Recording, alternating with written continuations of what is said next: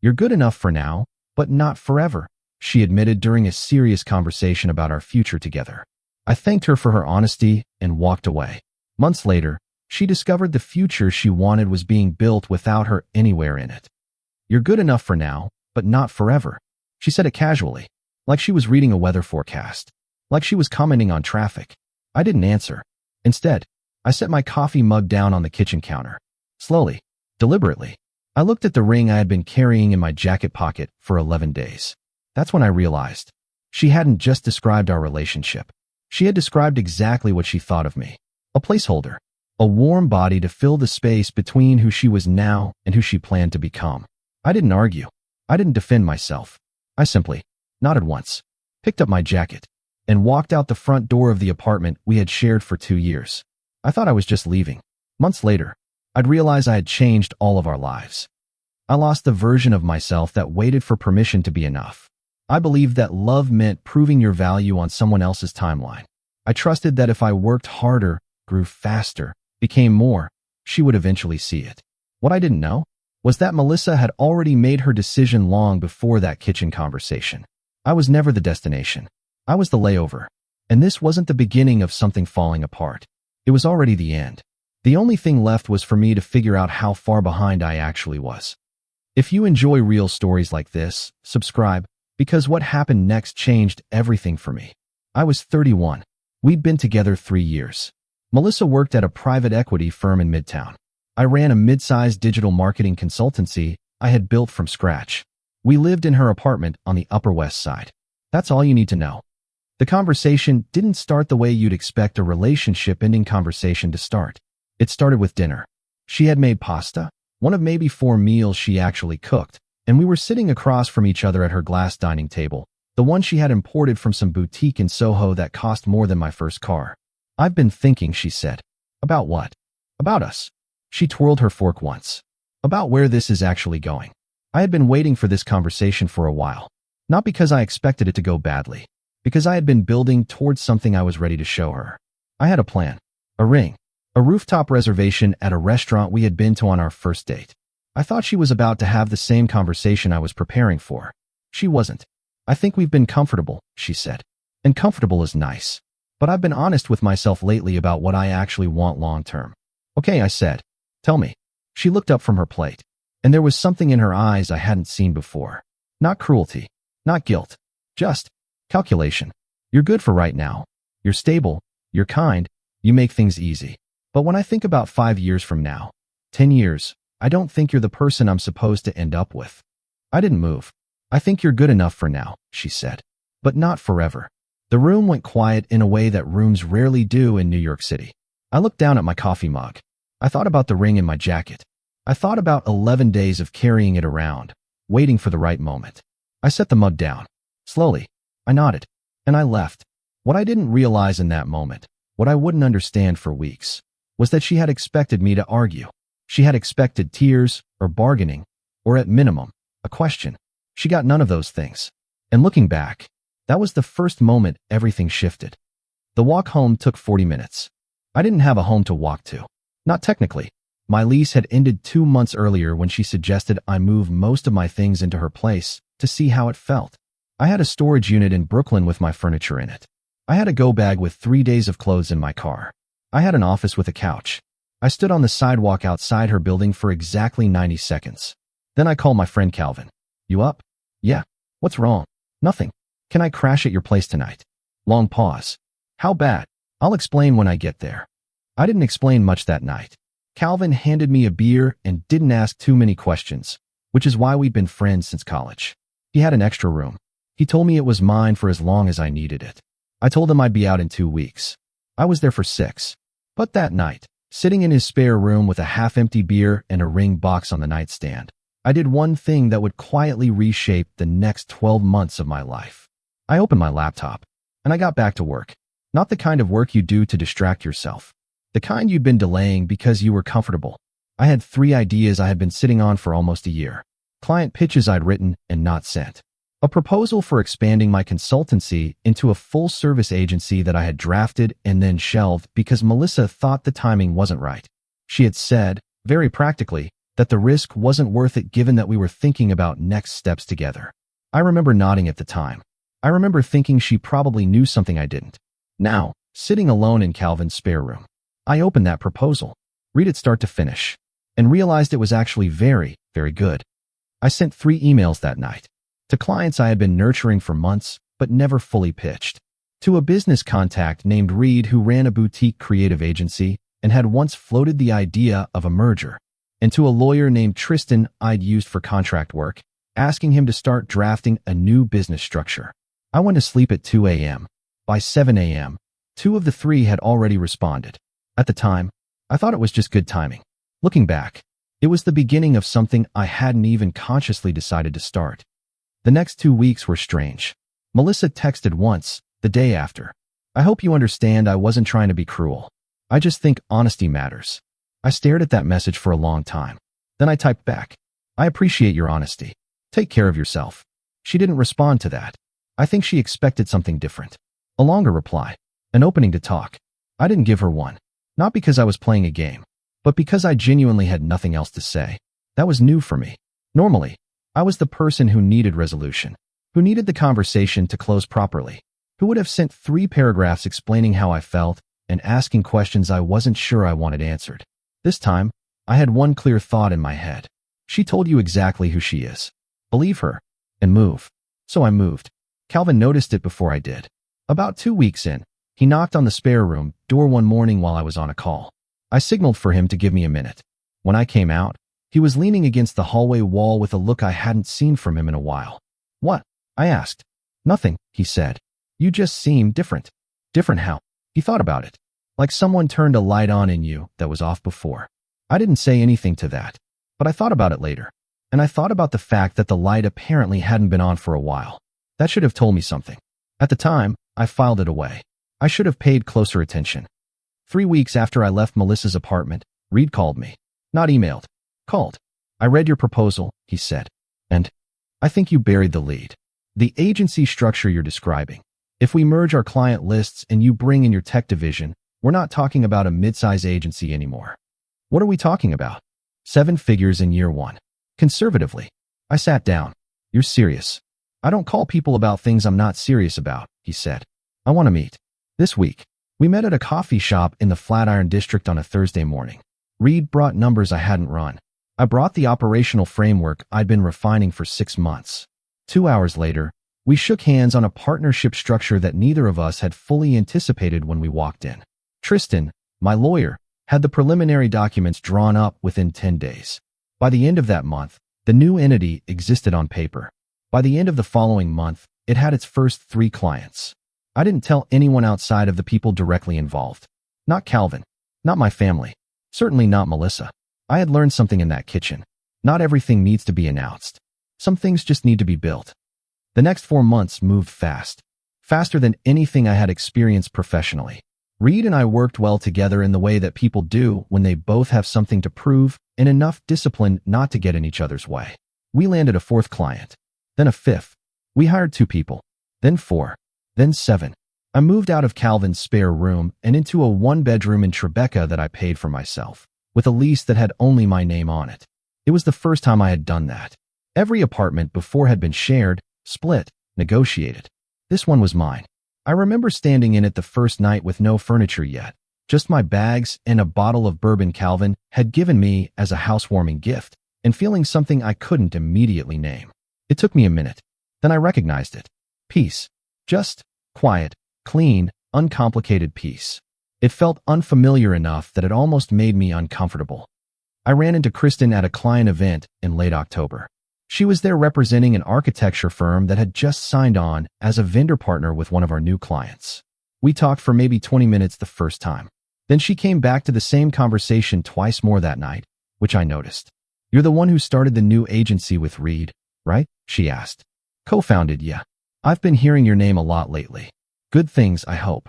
She smiled. Mostly good things. I got her card at the end of the night. I texted her 3 days later. She responded in under 2 minutes. I noticed that, too. At the time, I told myself I wasn't ready for anything new. I wasn't entirely sure that was true. Here's what I hadn't told anyone yet. 3 years earlier, about 6 months into my relationship with Melissa, Her friend Danielle had pulled me aside at a birthday party. Danielle was direct in the way that very few people actually are.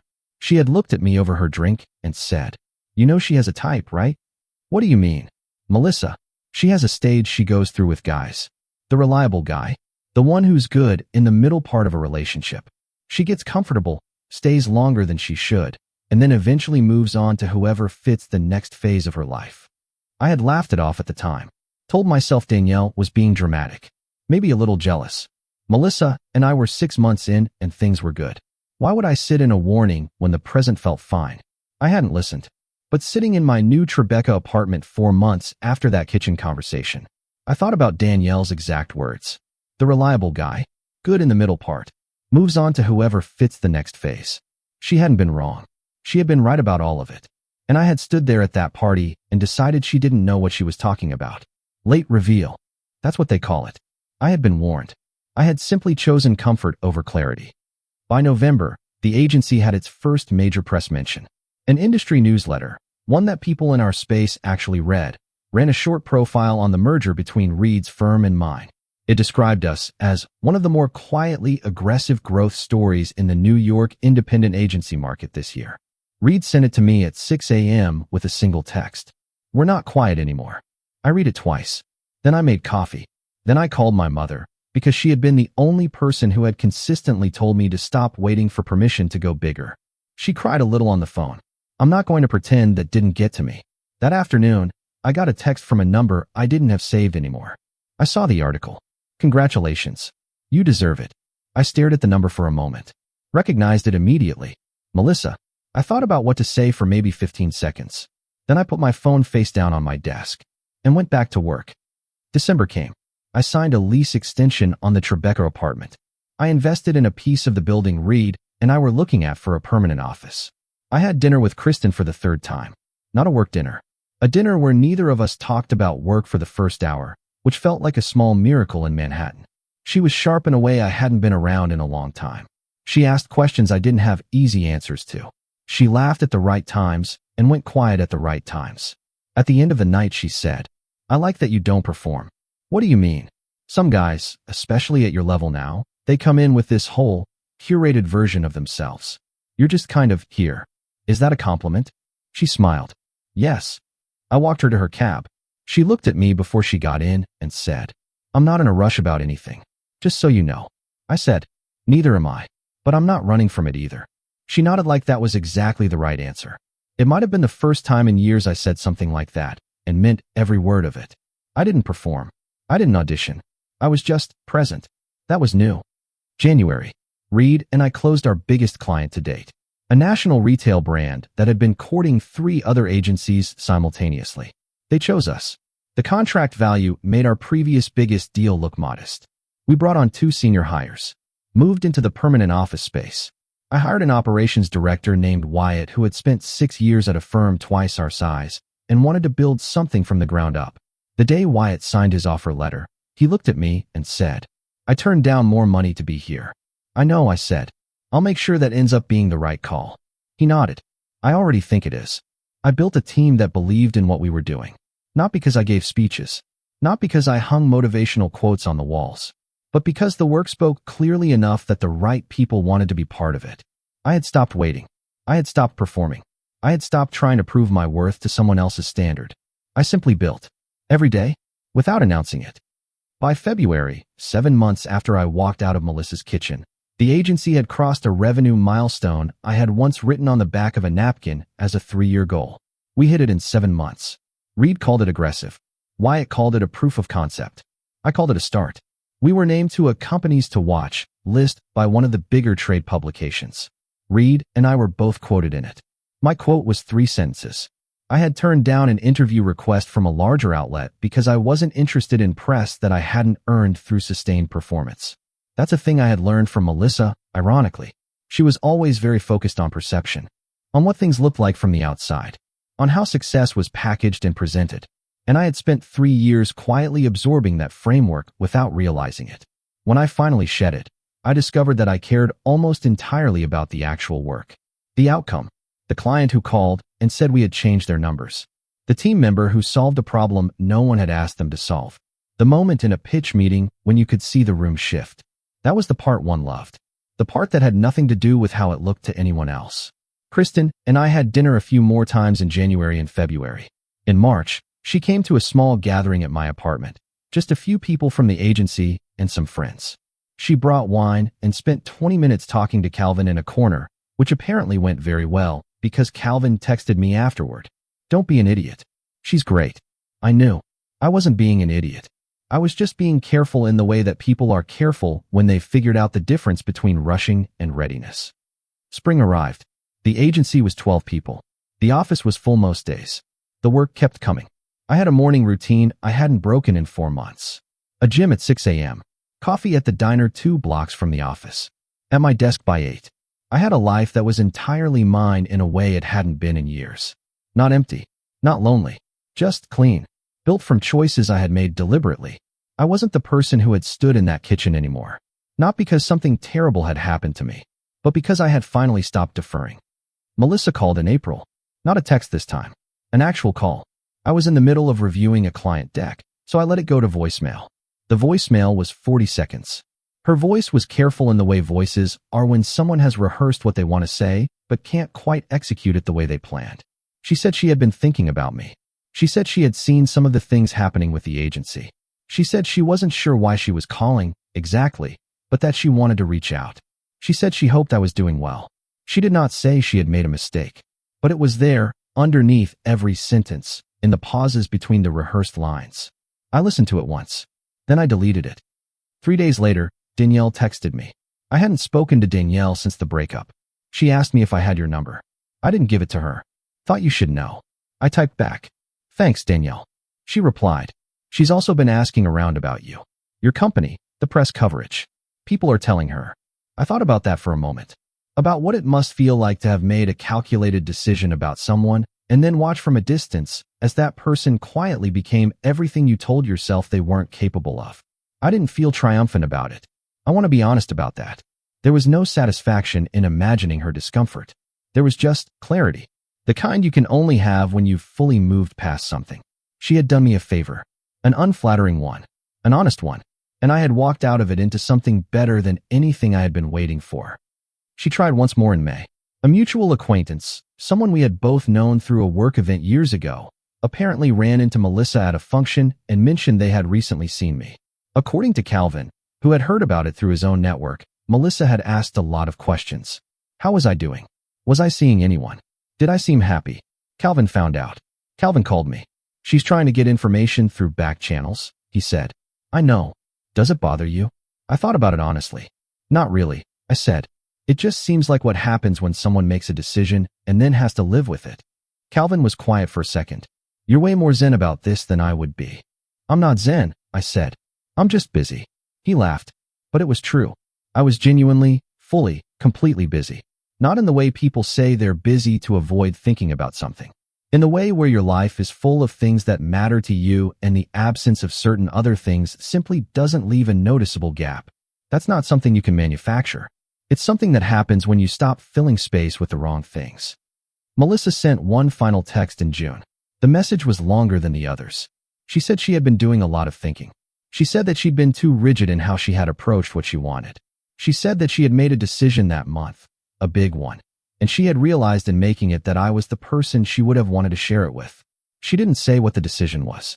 She said she missed me. She asked if we could talk. I read the message carefully. I thought about the kitchen. I thought about the coffee mug.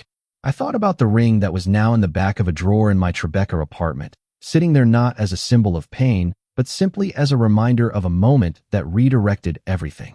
I thought about Kristen, who had texted me that same morning to tell me she was coming over later and that she was bringing groceries because she had decided to make dinner. I thought about the office, the team, the work, the morning routine, the life I had built in 11 months out of nothing but a walk out the front door and a decision to stop waiting. I typed back, I hope you're well, Melissa. That was it. One sentence. She replied with a question mark. I didn't respond to that. Kristen made dinner that night. It was good. We ate it at my table, the one I had bought myself, and talked for 3 hours about nothing particularly important and everything that mattered. She laughed at something I said and reached across the table and put her hand on mine for a moment. Just briefly. Just easy. like it had always been there. I thought about what Danielle had told me at that party 3 years ago. The reliable guy, the middle part guy, good enough for now, not forever. I looked around my apartment, at the life I had built in the space that decision had accidentally created, at the woman across the table who had walked into my life at exactly the right moment and asked me questions I had no easy answers to, at the work, the team, the future being constructed one careful, deliberate choice at a time. I hadn't set out to prove anything to anyone. That's the part people always want to get wrong about stories like this. They want it to be about revenge, about proving her wrong, about winning some invisible competition. It wasn't. I had simply walked out of a kitchen and kept walking. And somewhere along the way, the life I had apparently been delaying started building itself around me. Melissa had been honest. I had believed her. That was the whole thing. She said I was good enough for now, but not forever. And I decided she was right. I wasn't her forever. I was mine. Months later, I heard through Danielle, who had quietly stayed in touch, that Melissa had started dating someone new, a partner at a firm, older, established, exactly the profile she had described, in so many words, when she told me I wasn't it. I heard she seemed happy. I was glad for that, genuinely, not performatively, not with any undercurrent of satisfaction. I was glad she had found what she was looking for, because I had too, just not in the place either of us expected. The last thing I'll tell you is this. I returned to that restaurant, the one where I had planned to propose. The rooftop one. I hadn't been back since I canceled the reservation the morning after I left her apartment. I went back in July. With Kristen. She didn't know about the reservation. She didn't know about the ring. She just knew it was a place I'd been wanting to try. We sat at a table near the edge of the roof. The city spread out below us in that way it does on summer evenings when the light goes sideways and turns everything gold. She was looking out at it. And I was looking at her. She caught me. What? She asked. Nothing, I said. She smiled and shook her head slightly. She looked back out at the city. I picked up my glass. Some things you don't need to explain. Some doors really do only close once. And when they do, sometimes what's on the other side is so much better than what you were holding on to that you almost feel grateful to whoever pushed you through. Almost. I never answered Melissa's last message. By then, I was already somewhere else entirely. And for the first time in a long time, I was exactly where I was supposed to be.